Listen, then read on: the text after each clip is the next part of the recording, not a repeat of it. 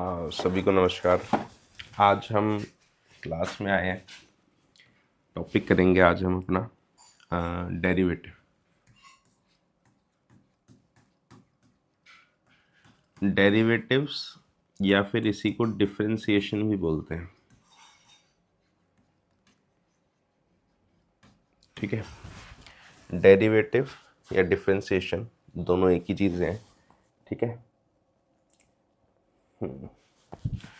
आज डेरिवेटिव और differentiation topic करते हैं। ये टॉपिक हमारा मैथ्स और फिज़िक्स दोनों में कॉमन है ना। कुछ टॉपिक्स हैं हमारे ऐसे जो दोनों चीज़ों में कॉमन है, तो दोनों में आ सकता है डेरिवेटिव। हो सकता है आपको मैथ्स में भी मिल जाए, हो सकता है आपको ये फिज़िक्स में भी मिल जाए। ठीक है, तो बेसिक से शुरुआत करते हैं कि कहाँ से आपको शुरू करना है। देखो, जैसे x है, ठीक है, ये अकेला नंबर हो गया, या स्टार्टिंग से शुरू करते हैं। सबसे सिंपल हो सकता है 1, या जैसे 7, कोई भी नंबर ले लो। फिर x हो सकता है, फिर ये दोनों एक साथ हो सकते हैं। ठीक है, फिर क्या हो सकता है, x का स्क्वायर हो सकता है। फिर क्या हो सकता है, स्क्वायर के साथ कोई और नंबर प्लस हो सकता है। ये अलग अलग तरह के मोनोमियल, बायनोमियल, पॉलिनोमियल में हमने किया हुआ है। अलग अलग तरह के हो सकते हैं, है ना। इसी में और पावर बढ़ सकती है इसकी, माइनस हो सकता है। ठीक है, फिर इसमें अभी तो सिंपल कर रहे हैं, डिवाइड और मल्टीप्लाई भी हो सकता है। तो पहले भी सिंपल वाले करते हैं। कितनी भी पावर बड़ी भी हो सकती है, प्लस माइनस भी हो सकता है। ठीक है, तो हम इसको बोलते हैं फंक्शन। ये जितनी भी चीज़ें हमने लिखी हैं इनको हम क्या बोलते हैं, फंक्शन बोलते हैं। Function, polynomial, equation. इक्वेशन और पॉलिनोमियल में क्या फ़र्क होता है, मैंने बताया था कि इक्वेशन में इक्वल टू का साइन होता है, पॉलिनोमियल में इक्वल टू का साइन होता नहीं है। तो फंक्शन बोलते हैं। इन सबको जनरली हम y से डिनोट करते हैं, है ना। y लिख के डिनोट करते हैं। अब इसका जब हमें डेरिवेटिव निकालना होता है या इसको जब हमें डिफरेंशिएट करना होता है, तो उसका एक रूल है। रूल क्या होता है कि d/dx, ये हमारा फॉर्मूला होता है डेरिवेटिव का। d/dx, d/dx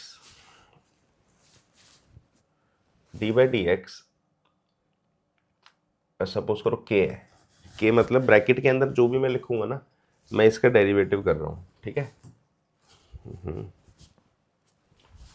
इसका डेरिवेटिव कर रहे हैं। ये तो आगे जो d/dx लिखा होता है, ये सिर्फ सिंबल होता है डेरिवेटिव करने का। ठीक है, या इसी को मैं d/dx भी लिख सकता हूँ, या ऐसे भी लिखते हैं d/dx ऑफ y, हाँ, या फिर y डैश भी लिख देते हैं। तो ये सिंबल है, बताने का तरीका है कि हम किसका डेरिवेटिव कर रहे हैं। ठीक है, तो k का मतलब हो गया कांस्टेंट नंबर। तो जब भी हम किसी कांस्टेंट नंबर का डेरिवेटिव करते हैं तो आंसर क्या आता है, 0 आता है। k से मतलब क्या है, जैसे मानो d/dx आपने डेरिवेटिव किया 7 का, तो आंसर इसका क्या आएगा, 0 आएगा। या आपने d/dx किया 700 का, तो क्योंकि ये नंबर है, कांस्टेंट नंबर है, तो इसका डेरिवेटिव क्या होता है, 0 होता है। ठीक है, तो सबसे पहला रूल ये हो गया। तो हम रूल्स सीखते हैं कुछ। इसके बाद क्या होगा, इसके बाद दूसरा रूल है कि d/dx डेरिवेटिव किसका, x की पावर n, यानी x के ऊपर अगर वैल्यू होगी कोई भी, तो इसका डेरिवेटिव का आंसर क्या होता है, n मल्टीप्लाई x की पावर n-1। यानी जो पावर होती है वो आगे आ जाती है और x की पावर एक कम हो जाती है। एग्जाम्पल देखेंगे, जैसे d/dx मानो आपको करना है x की पावर 4 का, तो होगा क्या, ये 4 आगे आ जाएगा और x की पावर हो जाएगी 4-1, यानी 4x³ हो जाएगा। ठीक है, ऐसे ही मानो d/dx आपको करना है x की पावर 10 का, तो क्या होगा, 10 आगे आ जाएगा और x की पावर 10-1, यानी 10 इंटू x की पावर 9 हो जाएगा। ठीक है, तो वो कांस्टेंट नंबर था, ये पावर वाला था, दोनों अलग अलग चीज़ें। अब क्या मानो दोनों मल्टीप्लाई होके आ जाए।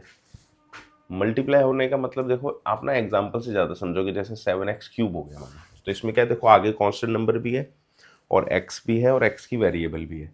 तो ऐसे केस में क्या करना होता है हमको, इसको फॉर्मूला ना लिख के ना डायरेक्ट सॉल्व करके ही दिखा देता हूँ मैं आपको, क्योंकि फॉर्मूले से कन्फ्यूजन होगी अब।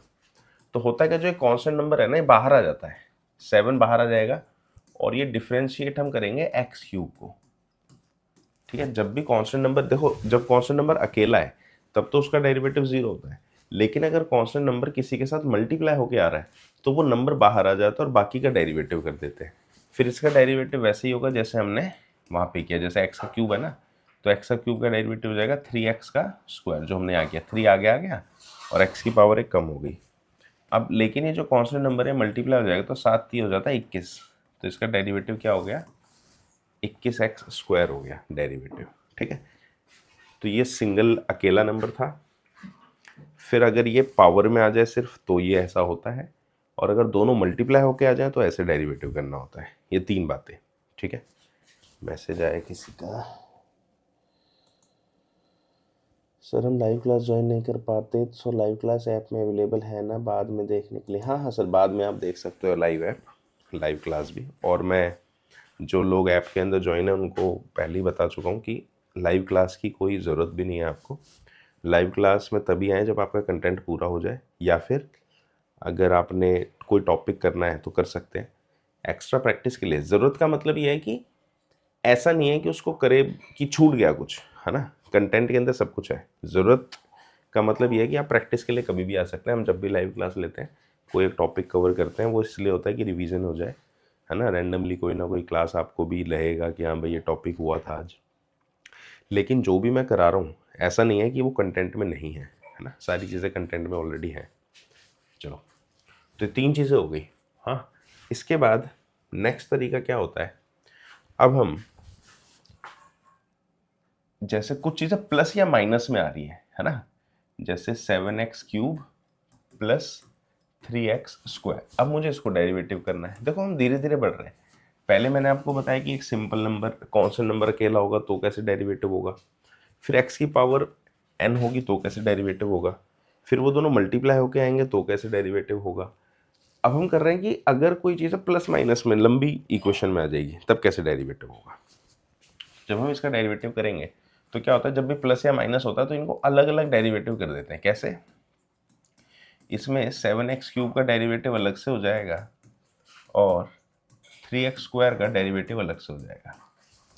ठीक है, अब 7x स्क्वायर का जो क्यूब का जो डेरिवेटिव है, ये 7 आगे आ जाएगा और D by D x x cube, ये वही प्रोसेस है कि कांस्टेंट बाहर आ गया, ऐसे इसमें 3 बाहर आ जाएगा और D by D x of x square हो जाएगा। देखो एक बार हम यहाँ से यहाँ आ गए तो अब ये दोबारा सिखाने की जरूरत नहीं, क्योंकि हम ऑलरेडी कर चुके हैं कि अगर कोई नंबर मल्टीप्लाई हो रहा है और वो डेरिवेटिव है तो वो कैसे होता है।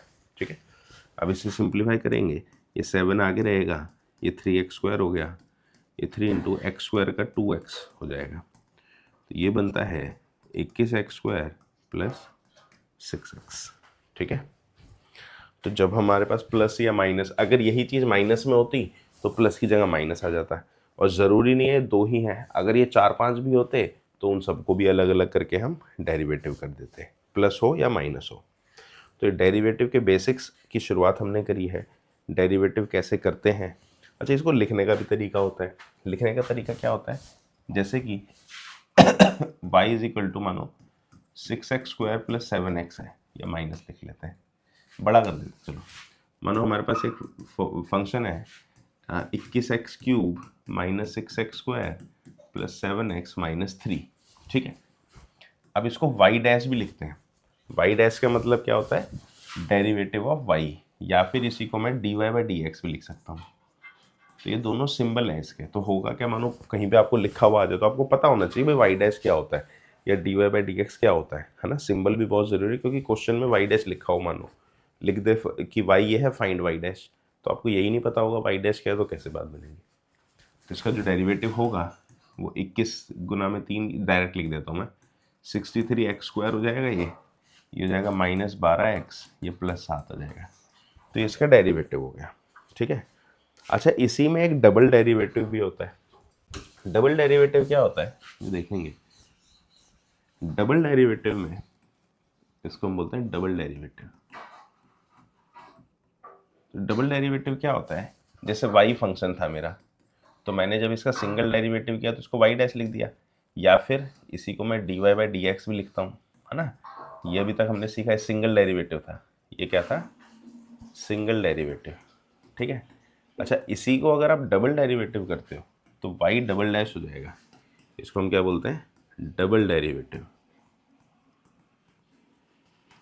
तो y डबल डैश क्या हो जाता है हमारा, D square Y by D X square, इसको ऐसे लिखते हैं, ठीक है। जब आपने एक बार डेरिवेटिव किया तो इसे सिंगल डेरिवेटिव बोलते हैं, और जब आपने दो बार डेरिवेटिव किया तब इसे डबल डेरिवेटिव बोलते हैं। यानी कि यहीं पे इसी क्वेश्चन को मैं एग्जांपल लूँ दोबारा, तो मानो ये क्वेश्चन मेरा था 21x³ minus 6x square plus 7x minus 3। जब मैंने इसका डेरिवेटिव किया तो मेरा आंसर आ गया 63x² माइनस 12x प्लस 7, ठीक है। अब जब डबल डेरिवेटिव होगा तो डबल डेरिवेटिव में क्या होगा, इसी को फिर से डेरिवेटिव कर दो, जैसे हमने पहले प्रोसेस को फॉलो किया था सेम प्रोसेस दोबारा फॉलो कर दो। तो यहाँ क्या होगा, 63 यहीं रहेगा और ये हो जाएगा 2x, ये 12 रहेगा 1 और ये प्लस 0 हो जाएगा। तो 2 3 6, 126x माइनस 12। तो ये मेरा क्या हो गया, डबल डेरिवेटिव हो गया। डबल डेरिवेटिव मतलब दो बार डेरिवेटिव करना है, ठीक है। तो ये डेरिवेटिव का बेसिक है, इसके अंदर हमने स्टार्टिंग से कर रहे हैं कि डेरिवेटिव कैसे निकाला जाता है सबसे सिंपलेस्ट फॉर्म का। और ये डेरिवेटिव एक ऐसा टॉपिक है जो आपका फिजिक्स और मैथ्स दोनों में आएगा, और कहाँ कहाँ आएगा ये मैं बताऊंगा। मैथ्स में तो डायरेक्ट आएगा, देखो मैथ्स में डायरेक्ट बोलेगा कि डेरिवेटिव निकालो या वाई डैश निकालो, फिजिक्स में घुमा के आता है, ठीक है। फिजिक्स में घुमा के आएगा। ऐसे कई कई टॉपिक हैं हमारे जो दोनों जगह क्लैश करते हैं, है ना। जैसे एक वेक्टर भी एक टॉपिक है, वो भी दोनों जगह क्लैश करता है, मैथ्स में भी और फिजिक्स में भी। नेक्स्ट करते हैं। अच्छा, अभी हमने, हाँ चलो अब हम कुछ एग्जांपल्स करते हैं, ठीक है। 3x³ minus 6x plus 7x square plus 5, ठीक है। ये y है मानो मेरा, तो इसका y डैश क्या हो जाएगा, ये 3 ऐसे ही रहेगा और x³ का क्या हो जाएगा 3x²। तो आपको आना चाहिए। जब मैंने स्टार्टिंग में बताया तो आपको लग रहा होगा कि कितना लेंदी हो रहा है, लेकिन जब आप इसे करने लगेंगे तो बहुत जल्दी होगा और टाइम बचता है, ठीक है। माइनस 6 एज इट इज रहेगा और x का डेरिवेटिव 1 हो जाता है, 7 एज इट इज रहेगा, x² का डेरिवेटिव 2x हो जाता है, और 5 क्योंकि ये कांस्टेंट नंबर है तो इसका डेरिवेटिव क्या हो जाएगा, 0 हो जाएगा। तो सिंप्लीफाई करके आता है कि 9x² माइनस 6 प्लस 14x। तो ये हमारा क्या हो गया, y डैश, यानी सिंगल डेरिवेटिव हो गया। अब अगर इसी का आपको डबल डेरिवेटिव करना है तो y डबल डैश लिख दो। अब ये 9x 9 ऐसे ही रहेगा, x² का डेरिवेटिव 2x होगा, 6 का डेरिवेटिव 0 हो जाएगा, 14 ऐसे ही रहेगा और x का डेरिवेटिव 1 हो जाएगा। तो हो जाता है 18x माइनस 0 प्लस 14, यानी 18x प्लस 14। ये हमारा डबल डेरिवेटिव हो गया, ठीक है। तो कोई मुश्किल चीज़ नहीं है। अगर किसी को मुश्किल लग रहा है, जो लोग भी ऑन लाइव हैं वो मैसेज कर दें, भले ही मुश्किल लग रहा है तो मुझे बता दो। मेरे को नहीं लग रहा कि किसी को मुश्किल लग रहा होगा। आसान भी लग रहा है तो भी या मुश्किल लग रहा है तो भी मैसेज ज़रूर डाल दो, है ना, जो भी लाइव है। चलो, तो ये अभी हमने क्या किया, हमने सबसे बेसिक वाले वो शुरू करें, क्या बोलते हैं, डेरिवेटिव। अब इसके अंदर जब जैसे जैसे हम आगे जाएंगे तो उसमें मल्टीप्लाई और डिवाइड वाली फॉर्म के डेरिवेटिव भी आते हैं, लेकिन ये हमारे सिलेबस के अकॉर्डिंग है या नहीं है ये हम आगे करेंगे, क्योंकि अभी तक हम सिर्फ इतना ही करेंगे, ठीक है ना। और डेरिवेटिव की शुरुआत है। अच्छा, इसका यूज़ हम कैसे करते हैं, अभी अभी मैंने आपको जो इतना भी डेरिवेटिव बताया, हालांकि फिजिक्स और मैथ्स में कॉमन है, लेकिन फिजिक्स में क्या होता है, इसके साथ एक एडिशनल चीज़ और ऐड हो जाती है, ठीक है। क्या ऐड हो जाती है, देखो मैं बताता हूँ आपको एक बार। फिजिक्स में अब यही डेरिवेटिव मानो मैथ्स में आया तब तो ख़त्म हो गया ये जितना हमने करा है, लेकिन अगर यही डेरिवेटिव आपके फिजिक्स में आता है तो फिजिक्स में आपको कहाँ पे यूज़ आता है डेरिवेटिव वो देखेंगे, ठीक है। जैसे कि